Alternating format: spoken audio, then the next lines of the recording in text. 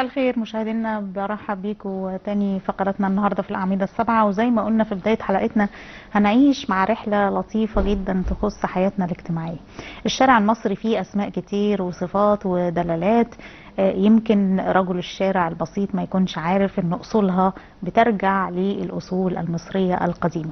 التراث والتاريخ المصري بيحمل الكثير من الاسماء والصفات المرتبطة بحياتنا وشخصياتنا واسماء الاشياء من حوالينا وصفاتها ودلالاتها.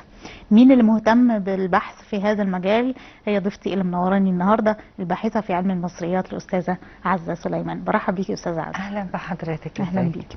خلينا الاول نتكلم عن موضوع البحث او الشغف اللي عندك في علم المصريات في هذا الجانب استاذه عزه. هو الشغف عموما بالحضاره المصريه بشكل عام.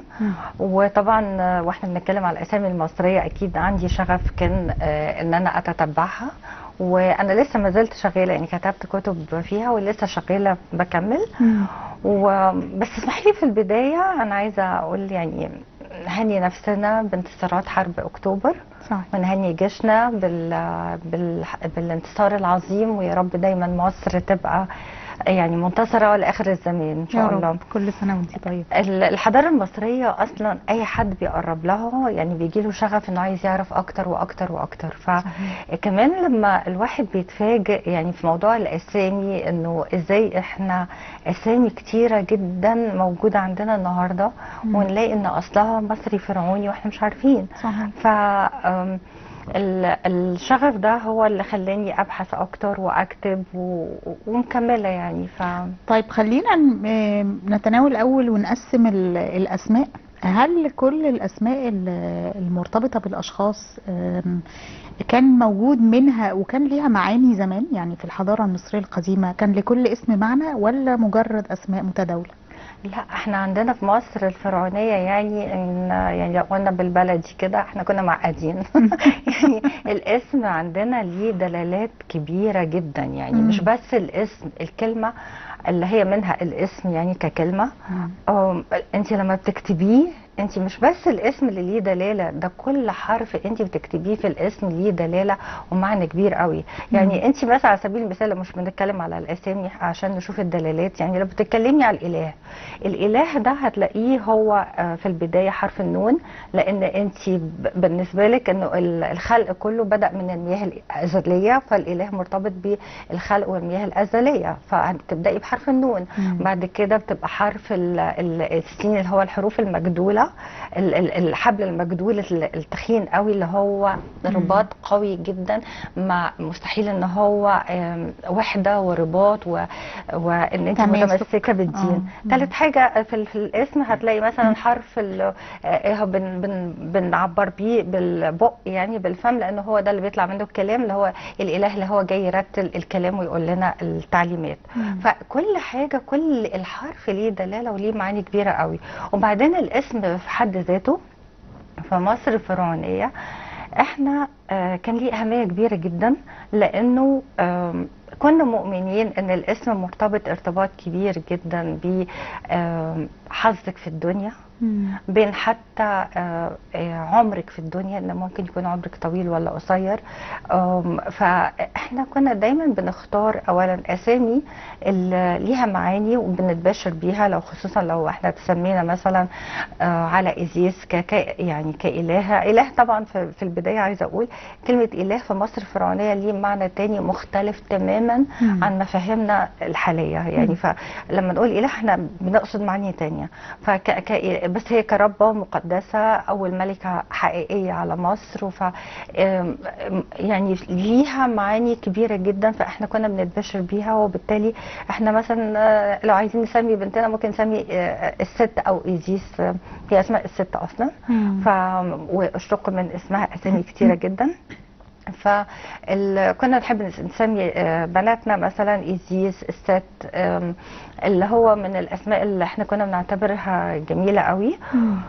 وهي فعلا كان ليها معاني عظيمه جدا. طب هل في الحضاره المصريه القديمه الاسماء كانت متقسمه؟ يعني هل في اسماء حكر فقط على الالهه او الاسره الحاكمه، واسماء اخرى للعامة، ولا كان في اريحية وحرية في اختيار الاسماء؟ لا، كان من حقنا ان احنا نسميه على، يعني نسمي بنت الست، بنتك تسميها الست، ممكن نسميها ايزيس، ممكن يعني اي اسم من اسامي ايزيس، وزير او اوزوريس، لا من حقك انك تسمي كل الاسامي. ولكن انت لما اللي بيفرق في الاسم بين انت كشخصية عامة او انسانة مواطن عادي واله او ملكة، الاله لازم بيترسم في الكتابة بطريقة معينة، فانت كده بتعرفي انك بتقصدي. مستحيل ان حد مثلا عامة يقوم راسم جنب اسمه شكل الاله او الالهة او الملكة، فانت تعرفي على طول ده يخص الملك او الاله او الملك، يعني المقدسات زي الختم يعني. بالظبط. الملك كمان اسمه لازم بيكون جوه الخرطوشة،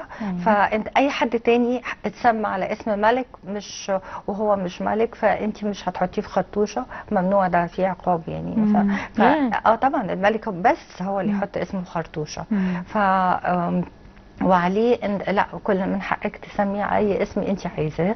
ف بس يعني يعني اختيار الاسم كان عندنا فكره كان معقد جدا. يعني انت ممكن تقعدي في السبوع، طبعا هو مصري فرعوني، فانت عشان نفسك ان ابنك يعيش مده طويله، فبتجيبي، كنت من ضمن العادات الموجوده لغايه النهارده، بتجيبي 7 شمعات وكل يوم شمعه، وبتحطي على كل شمعة اسم، وبتولعيها 7 أيام لغاية أسبوع. فالشمعة اللي هي بتقعد مدة، بتعيش مدة أطول، بتفضل مولعة، يبقى هو ده الاسم اللي عليه، هو اللي هيعيش أطول. هتختاري الاسم في الأسبوع. احنا كنا بنسميه في الأسبوع بس مش قبل الأسبوع. ده تراث قديم يعني، ده موجود من دي معتقدات عندنا في مصر الفرعونية. يعني احنا كنا من على طول نتفائل ونتشائم من حاجات كتيرة، فكنا بنعملها. فاحنا عندنا اسامي كتير حلوة بصراحة يعني. طب قبل ما ناخد كده امثله من الاسماء يا استاذه عزه، حضرتك قلتي شيء لطيف قوي، وان هو حتى بيتقال زي المثل دلوقتي، ربنا يجعل من اسمك نصيب، ان هو ممكن الشخص ياخد صفات من الاسم. هل ده كان عن قصد؟ يعني هم بيختاروا الاسم علشان حابين ان الصفه دي تكون في المولود؟ طبعا بكل تأكيد يعني. احنا بنقصد المعنى. يعني الاسم عندنا مش زي النهارده، مثلا انا هسمي مثلا كاميليا عزة على اسم ان نغمه حلو في الودان او في النطق، او ده اسم تركي مش عارفه اسمه على وردة على احنا بنختار حاجه ليها معنى عظيم. يعني احنا عايزين ولادنا يبقوا حاجه يحملوا صفه عظيمه اكتر من الاسم. هو الاسم عندنا صفه اساسا يعني. فالاسامي كلها صفات، فما بنسميش غير كده، هو كله صفات. طب زي ايه؟ ممكن نقول امثله بقى لاشهر الاسماء. نبدا بالرجال. يعني من الاسامي اللي اترصدت، يعني اللي انا رصدتها في المعاجم الاجنبيه عن اسامي الرجال. انت لا تتخيلي كم الاسامي الرجال اللي احنا بنفتكر مثلا هم عربي، اسامي عربيه او كده، وهي اصلا فرعونيه. متداوله لغايه دلوقتي. متداوله لغايه منها علي. علي ده اسم موجود من 5000 سنه. ده موجود من 5000 سنه وبيتنطق علي بالعين كده. وهو الاسم ده على فكره انتشر في العالم القديم كله. يعني هتلاقيه عند مثلا اليهود بيسموه الاي، بره بيسموه ممكن الاي ويزودوه اسم، فده منتشر بنطق مختلف. بس علي هو من اقدم الاسماء، من الاسامي المصريه مثلا من الاسامي اللي اترصدت كمان. يعني انا بدي مثال مش لا الحصر. يعني من الاسامي اللي شدت انتباهي قوي في القواميس الاجنبيه، مثلا اسم زي ابراهيم. ابراهيم او براهيم، احنا هم كاتبينه في القواميس ابراهيم وسلاش براهيم، لان احنا في الفلاحين في الصعيد هم بينطقوه براهيم مش ابراهيم. صحيح. فهم كاتبينه بالطريقتين دول. وطبعا انا جالي شغف، طب معناه ايه في مصر الفرعونيه؟ لقيت انه معناه ابو الجماهير او ابو الشعوب. طبعا انا يعني انا عندي فضول قوي اعرف المعلومه لاخرها. فطبعا انا قعدت يعني اعصر دماغي اشوف طب مين عندنا في مصر الفرعونيه اللي ينطبق عليه الصفات دي. ما الاسم هو صفه، فابو الجماهير دي صفه. فمين اللي ينطبق عليه الصفات دي؟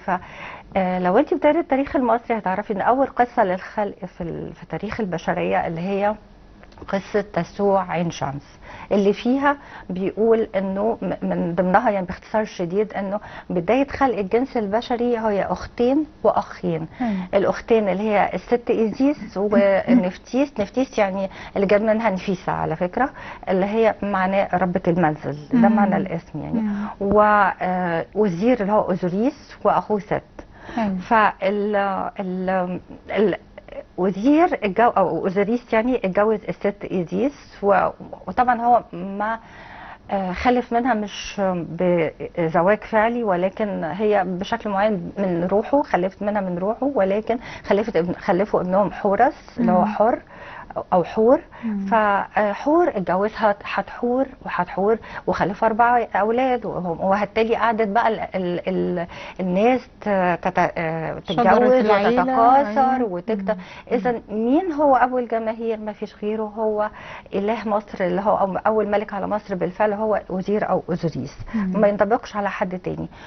وعليه لما تتتبعي الاسامي، في اسامي كتيره جدا يعني مذهله يعني حقيقي. دي من مثلا يعني كنموذج من اسامي في طبعا اسامي كتيره جدا. يعني مثلا على سبيل لو هكمل يعني اسم تاني من اسامي الرجال يعني الاولاد، يعني وزير من ضمن صفاته ان هو زرع مصر. فهو لما بيبقى بيمثل زرع مصر فهو بنلونه في المعابد كله اخضر، وايديه خضراء ووشه اخضر، اللي هو رمز الخير، وبيتسمى ساعتها الخضر.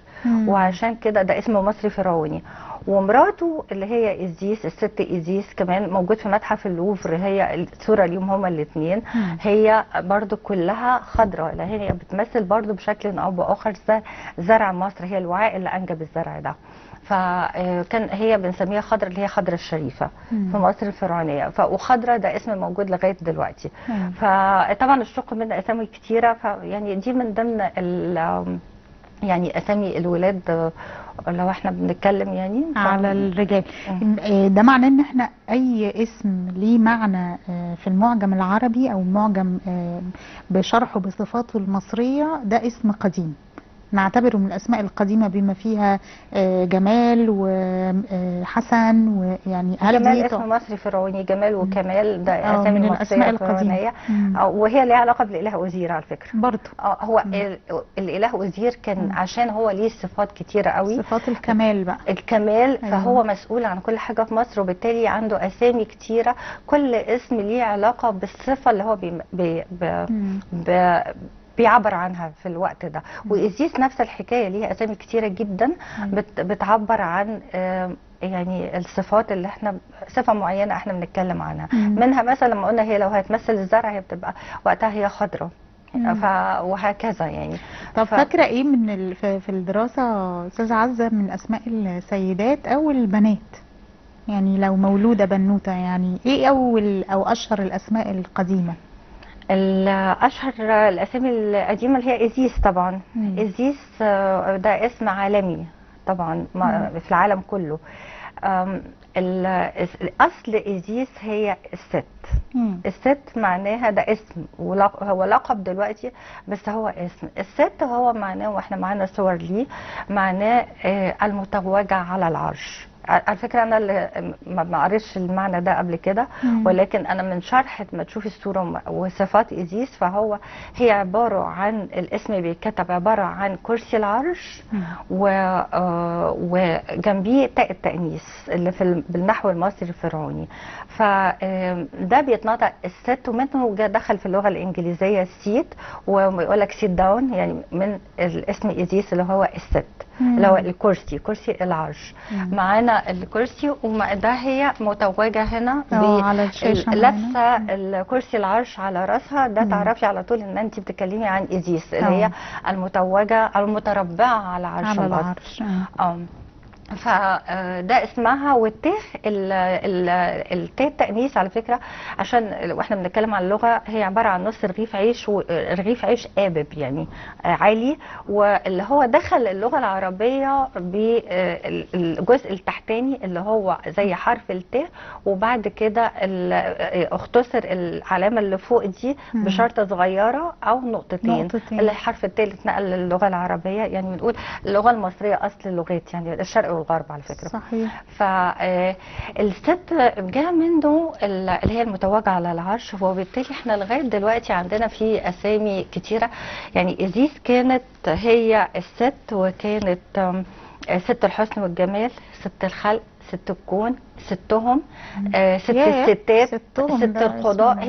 هي المتربعة على العرش في كل مكان. احنا لغاية دلوقتي عندنا مثلا اسم مشتق منه اللي هو ستيتا، ستوتة، ستونة، ستو. لما نقول لستو يا ستو، فدي من الجدة إيزيس اللي هي أهم حاجة عندنا. كل دي من كلمة الست.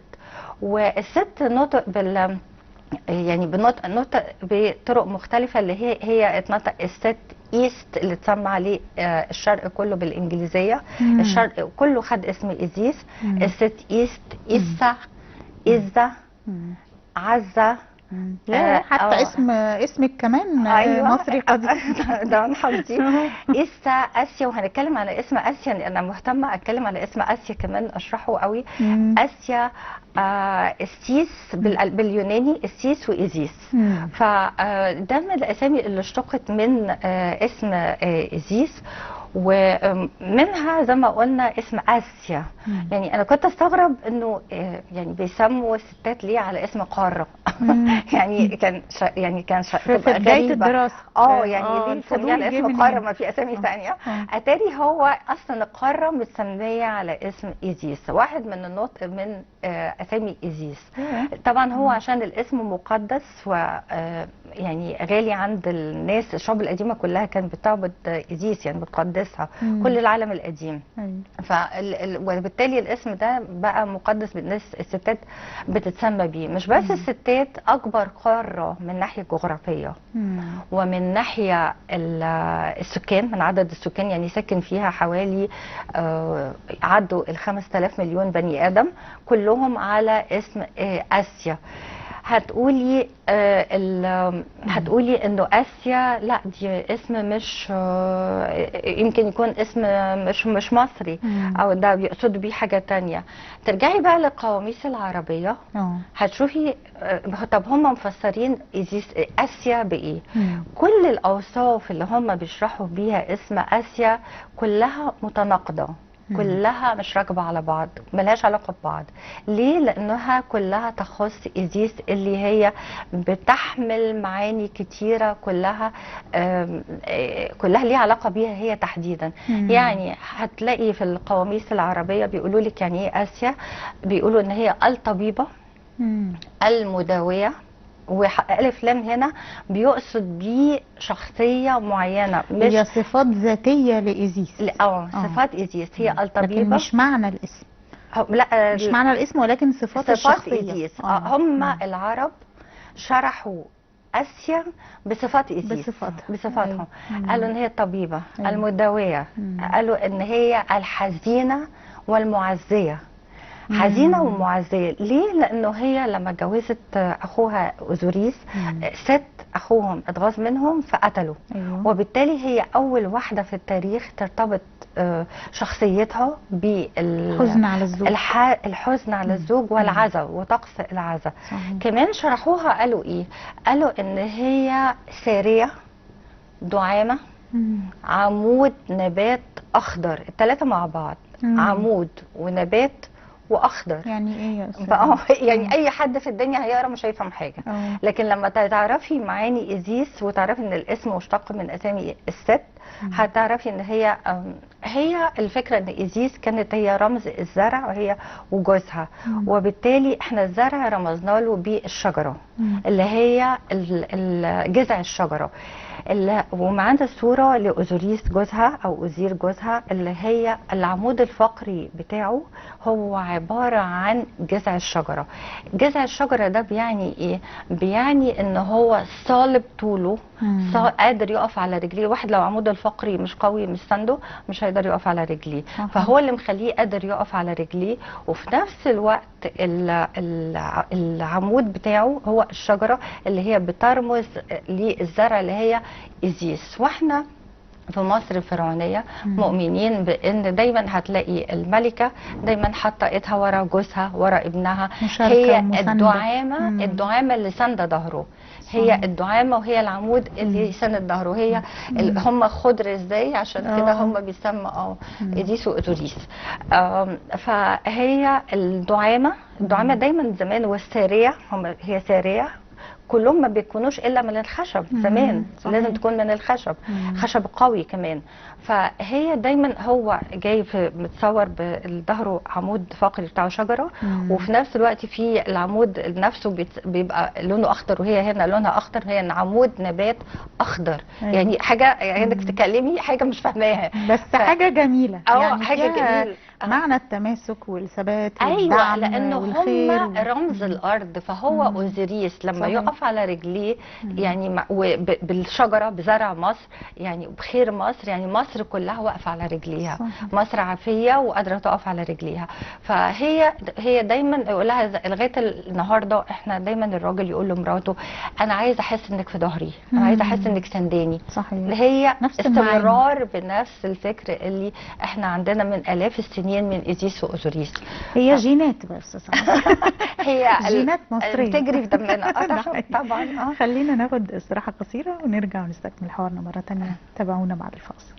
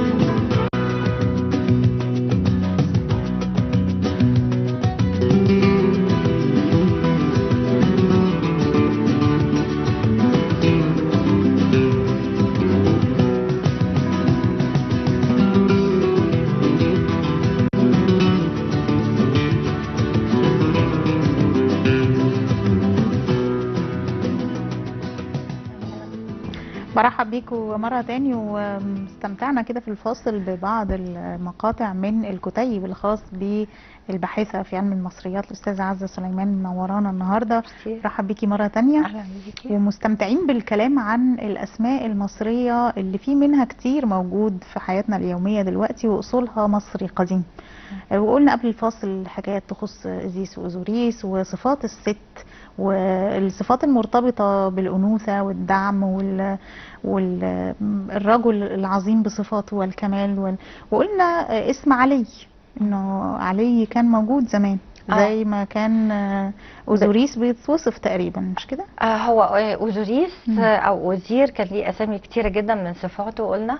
فعلي هو معناه عالي، العالي فعلا بنفس المعنى النهارده. طب مين عندنا في مصر الفرعونية اللي كان عالي؟ دايما عالي هو أوزوريس، كان هو بالنسبة لنا رب المكانه في السماء.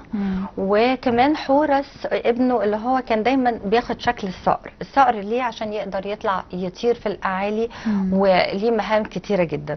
فمن هنا أصبح احنا من على فكرة اسم علي بالذات احنا كمصريين بنحبه جدا. دلوقتي احنا بنتصور ان هو كمان اسم ليه علاقة بالعرب والاسلام وكده، ولكن احنا بدون شك ما في اسامي كتيرة. اشمعنى علي؟ لانه علي كان مرتبط في ذهننا في ثقافتنا المصرية بارباب مصر اللي احنا بنقدسهم، اللي هو حورس واوزوريس العاليين، يعني في العالي. مشتق منه اسماء، اشتق منه بقى معالي، عالية، علية، علا. كل دي اسامي مشتقه من عالي للبنات يعني. فكل دي اسامي موجوده عندنا، ما نعرفش انها اصلها مصري فرعوني. كمان من الاسامي الحلوه اسمه اسم سدرة. سدرة اسم مصري فرعوني معناه المنتهى، المنتهى او نهايه الطريق. هو زي ما جت في القرآن سدرة المنتهى. هو موجود في المعاجم على انه اصله مصري فرعوني. وهو متكون من اسمين، من جزئين، سد او سد ورا. سد او سد هو اللي بنقول عليه زي السد العالي اللي هو النهايه، اللي هو بيفصل يعني. والرا اللي هي الطريق، يعني نهايه الطريق على بعض تبقى سدره. واللطيف كمان انك تعرفي ان السد ده معناه رقم 30 في مصر الفرعونيه، اللي عشان كده بنعمل دايما للملك الاحتفال بالحبسد او يعني اللي هو بيبقى السد او السد اللي هو بنعتبره الملك لازم يعمله، يعني خلاص هو وصل للنهايه انه لازم يعمل الاحتفال ده عشان يجدد نشاطه. فده معناه رقم 30، انه اول احتفال للملك بيه بيبقى لما يتم 30 سنة في الحكم. فسد نفسه يعني 30 بس اتنطق سد او سد، ومنه جاء را، وبعديه را اللي هي نهاية الطريق او المنتهى. وده كان من الاسماء للانثى ولا للرجل؟ لا دي جاية لاسامي السيدات الستات في مصر الفرعونية. فعندنا يسرى اسم فرعوني. ايه ده معناه ايه بقى؟ ايوه بنفس معناه ان هي بتسهل يعني باليسر، جاي من اليسر يعني. نفس المعنى. نفس المعنى. عندنا مثلا اسم كوكيتا وكتكوتا اللي هي جاي منه قطقوطه. قطقوطه انا قطقوطه فيروسه. ده جديد، ده كوكيتا ده جديد جدا. جاي من اصل الكلمه انه ايه، انه من كلمه قط يعني يقطع بالمصري الفرعوني، او قطعيه صغيره اللي جاي منها قط وقطه، قط وقطه اللي هو قط وقطه. طبعا قط ده او قط بيبقى بتسمى لغايه دلوقتي للرجاله على فكره، اللي سموا قط. وكتكوت لسه بتسمى للرجاله احيانا.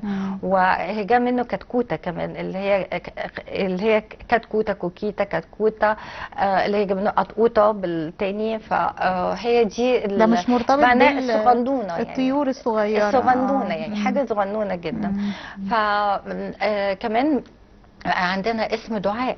دعاء ده عندنا هتلاقي صورة دايما في المعابد، احنا هتلاقي الناس قاعدة رافعة ايديها للسماء وبتدعي ربنا، وقدامها لوحة كلها اذان ودان، يعني ودان اذان، علشان كنا متصورين انه ان الاذان دي بتمثل ودن اذان الاله، ان هو هيسمعنا ويلبي الدعاء.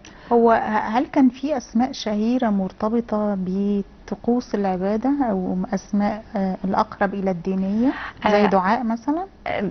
في اسماء بمعاني تانية مرتبطة بالعبادات اليومية للمصري القديم؟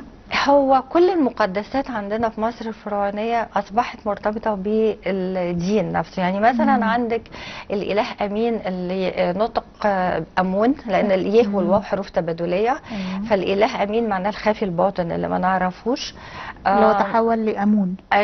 هو بيتبدل أحيانا مع أمون، بس هو بيتكتب أمين، بيتكتب أمين ويمين، بيتنطق بالاثنين. فالأمين كان احنا عندنا في فكرنا أن الحياة في مصر الفرعونية قايمة على المشاركة، فإذا في إله لازم معاه إلهة تشاركوا مسؤولياته. فأمين كان ليه زوجته لو بالمؤنث تبقى إيه؟ أمينة. أمين تبقى أمينة، اللي جا منها أمنة وأمونة، واحنا اسم أمونة ده مشهور عندنا قوي جدا. ومؤمنة وإيمان، إيمان بتقلل الأولاد والبنات، إيمان،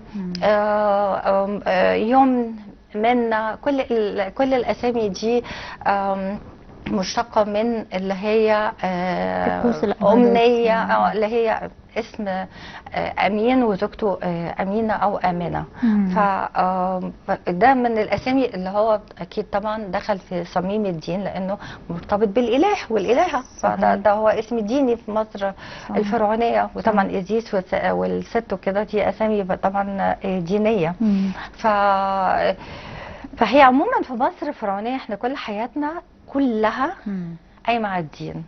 صحيح. كلها فكر ديني. اظن استاذه عزه كمان الدين والتاريخ والجغرافيا، يعني الحياه والبيئه من يعني حول الانسان المصري القديم كانت مؤثره في فلسفته بالظبط وعقيدته. بالظبط. هل كان في اسماء مرتبطه بالبيئه المحيطه او بتوصف البيئه المحيطه او شكل الحياه وفلسفه الحياه، شهور السنه، غيرها من الاسماء؟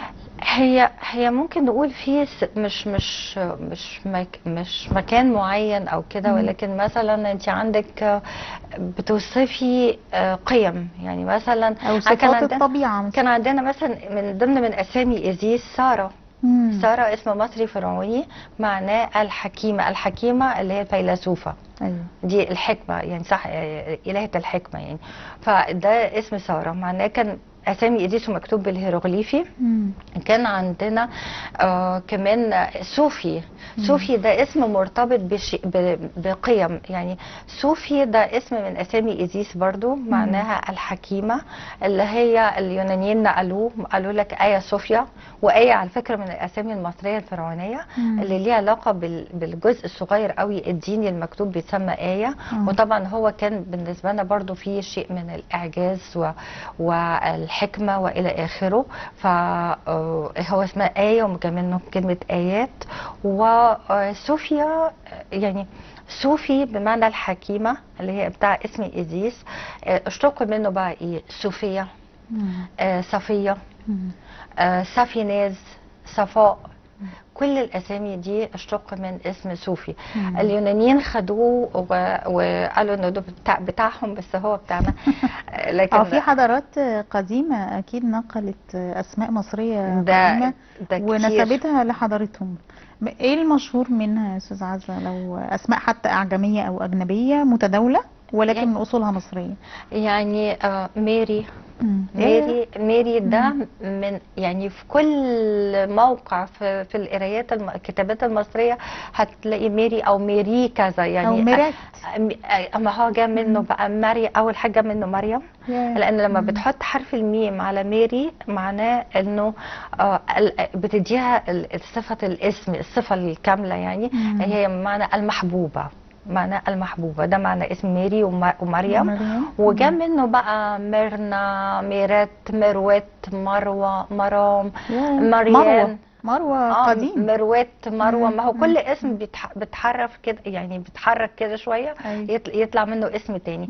فمروات، مروه، مريان، مارلين، مايا، كل الاسامي دي كلها جايه من اسم، من الاصل اللي هو اسم ميري، او اللي هو الاصل في الكلمه هو ميري، اللي هو المحبوب، الحب يعني محبوب.